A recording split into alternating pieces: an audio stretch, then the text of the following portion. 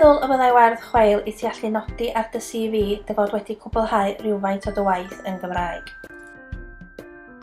Ti'n meddwl y byddai syniad da I ti allu dangos yn dy bortffolio dy fod wedi cael dy asesu drwy gyfrwng y Gymraeg?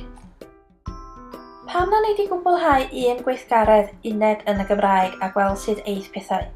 Beth am I ti ystyried cwblhau un uned yn Gymraeg I ddechrau ac illa gwneud mwy wedyn? Beth am I ti roi cynnig ar wneud rhywfaint o dy waith llafar yn Gymraeg mwyn paratoi dy hun yn well ar gyfer dy gyfnod profiad gwaith?